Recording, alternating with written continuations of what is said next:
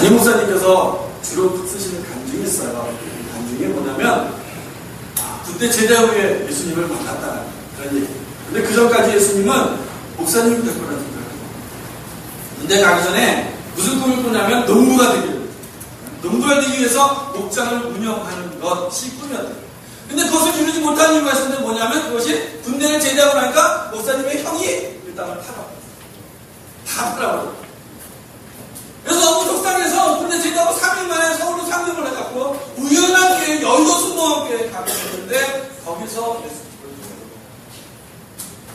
예수님을 만나고 그리고 신학교를 갔고 거기서 사모님을 만났고 더군다나 중앙교회를 개척하셨다. 여러분 농부가 되는 거 결코 나쁜 거 아니죠?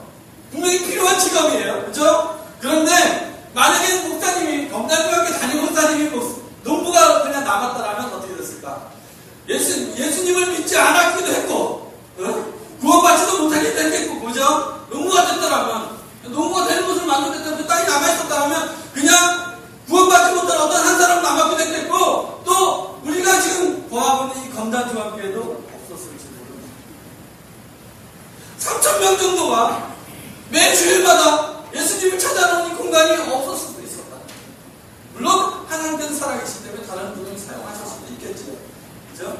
그러나 적어도 검단중학교에는 이름은 없었을 겁니다.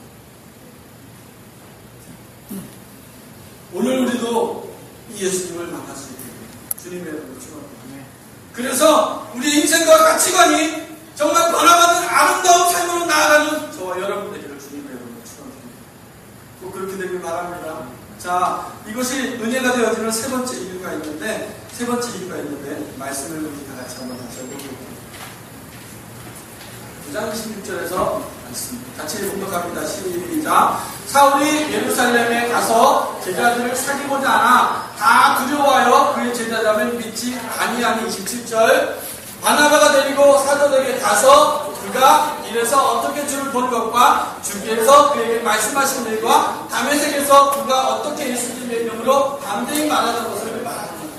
지금 문제는 뭐가 됐냐면 예수님을 영접했어. 그건 받았어요. 사도 바울이 그걸 받았다고. 그죠? 그래서 핍박해있던 자기를 찾아와서 예수님을 통해서 은혜를 받았어. 은혜를 받은 것까지 좋은데 이제 자기의 모든 가치관과 정체성이 다 변화가 됐거든. 이제 핍박하던 자가 아니라 내가 예수 혼자 믿는 구원받은 백성이 됐어요. 구원받은 백성 되고 나니까 자기의 모든 것이 남았을까? 안 남았을까? 모든 다 사라져버린 거예요. 공의에 의한 그 자격도 명예도 권력도 다 사라져버렸잖아요. 심지어는 유대인들은 예수님을 아직까지 믿는 사람들은 자기 집에서 족보를 쫓아내요. 그러면 사도 바울이 가지고 있던 가게, 가정의 재물들 다 그죠? 그죠? 또 사도 바울이 가지고 있었던 그 학식조차도 분명히 많은 것을 배워왔었는데 그 학식조차도 나중에는 쓰임 받았을지 모르지만 그 학식조차도 여태까지 배워왔던 그 모든 것이 다 흐트러지고 깨졌기 때문에 그것조차도 완전히 다 사라져버렸다. 아무것도 남지 않아요. 예수님을 믿고 나니까 뭔가 부유해질 줄 알았는데 뭔가 풍성해질 줄 알았는데 다 날아가 버렸어요. 다 날아가 버렸는데 바로 그 순간에 예수님께서 어떤 일을 해주시냐면 바나바라는 사람을 붙여주셨어요. 26절 말씀 한번 볼게요. 26절 말씀에 보니까 뭐라냐면 분명히 사울은 예수님을 믿어서 이제 예수님의 제자가 되겠다고 고백을 했는데 그래서 예루살렘을 가서 제자들을 만나고자 했는데 그 사람들이 안 만나주는 거예요. 두려워서 저 사람이 나를 핍박하던 그 사람이고 저 사람이 가면 난 죽는데 어떻게 저를 만날 수 있어? 다 거부하고 있었다는 거예요.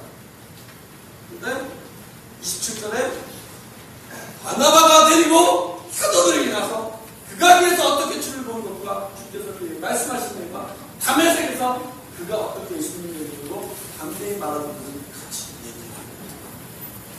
그래서 예수 믿는 그 공동체의 일원으로 만들어졌습니다. 이것만이 아니라 바나바가 어떤 일을 또 하냐면 그 다음 말씀 11장 25절 말씀이에요. 같이 공독합니다. 시작. 바나바가 사울을 찾으러 다소에 가서 16절 만남에 안디옥에 데리고 가서 우리 교회에 1년간 모여서 큰 무리를 가르쳤고 제자들이 안디옥에서 비로소 그리스도인이라 사도들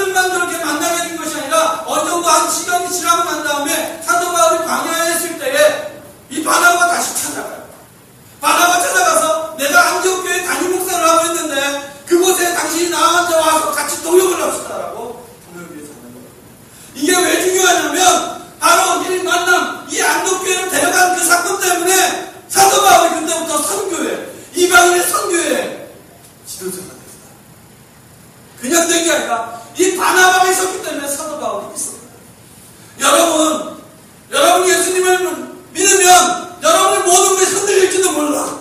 여러분의 가정도 흔들릴지 몰라. 이 주변은 예수님을 안 믿는 가족들이 있어서 너 왜 그러냐고 핍박하는 어떤 가족들이 있을지도 몰라. 근데 여러분 분명히 기억하시길 바랍니다. 그 가정에서도 그 상황 속에서도 내가 예수님을 믿겠다고 고백을 하면 사도 바울처럼 동성자를 붙여주시고 도우시는 은혜가 여러분의 삶을 지키시는 은혜가 보호하시는 은혜가 여러분에게 주어질 것이다. 아멘. 그 은혜를 누리는 저 여러분들입니다. 이 정도 세 가지 은혜 정도면 나이가 되고 하나님의 은혜 맞지요? 그죠? 구원시켜주시고 핍박져 있는 나를 찾아오시고 내 모든 것을 다시 회복시켜주셔서 돕는 자까지도 다 붙여주시는, 그래서 내가 직접 나아가야 될 그 삶을 알려주시고 이끌어주시는 은혜가 있다면 맞죠? 은혜 받은 자 맞죠? 저와 여러분도 은혜를 받을 수 있기를 바랍니다. 그 은혜가 여러분의 권리자로 바로 옆에 있습니다. 한 가지만 이야기하고 마치겠습니다. 자, 여러분들 만약에 오늘 본문 말씀 넘어갈게요. 본문 말씀이에요. 본문 말씀을 다시 한번 읽어봅니다. 시작. 그러나 내가 나된 것은 하나님의 은혜로 된 것이니 내게 주신 그 은혜가 헛되지 않으려 내가 모든 사도보다 더 많이 수고하였으나 내가 한 것이 아니요 오직 나와 함께 하신 하나님의 은혜로다 고백하고 있다. 사도 바울이 예수님을 만나서 온 지경에 복음을 증거하러 다녔는데 그 일이 어떤 정도였냐면 12제자보다 더 많이 수고한 것이, 실제로 성경에 기록된 내용을 보면 더 많이 수고한 게 사실이에요. 사실인데 그 수고가 내가 한 것이 아니다라고 고백하고 있습니다. 여러분, 하나님의 은혜를 받는 사람은 어떻게 되냐면 겸손하게. 하나님의 은혜를 받는 사람은 교만하지 않고 겸손히 있어요.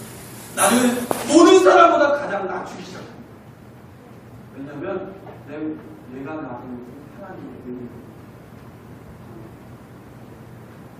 여러분도 진짜 훌륭한 사람 되고 싶죠? 훌륭한 사람의 가장 큰 친구가 뭔 줄 알아요? 겸손입니다. 삼성 이건희 회장 같은 사람이 된다고 해서 그 사람이 높아진 것이 아니고 그 사람이 보여주는 겸손 때문에 그를 저리로 왔을 수 있어요. 그 사람이 겸손하니까 그런 위치에 올라간다라고 했을 때 진짜 훌륭하다고 박수 쳐주는 그 사람들은 누구냐면 바로 그 높은 자리에 있을 때 겸손해집니다. 그 높은 자리에 있을 때 섬겨주는 사람. 내가 모든 세상을 갖다 다 휘두를 수 있는 그런 권력을 가졌을 때 그 권력을 가지고 나 혼자 잘 먹고 사는 게 아니라 더불어 세상을 살리는 사람이 진짜 훌륭한 사람이다. 저와 여러분이 바로 이렇게 사도 바울처럼 은혜 받은 자로서 내가 모든 사도보다 더 많이 수고했으나 내가 한 것이 아니라 오직 나와 한 것이 하나님의 은혜입니다라고 고백할 수 있게 되는 주님의 축복입니다. 우리 시간을 우리 한번 고백하며 나아갈까요? 우리 찬양하겠습니다.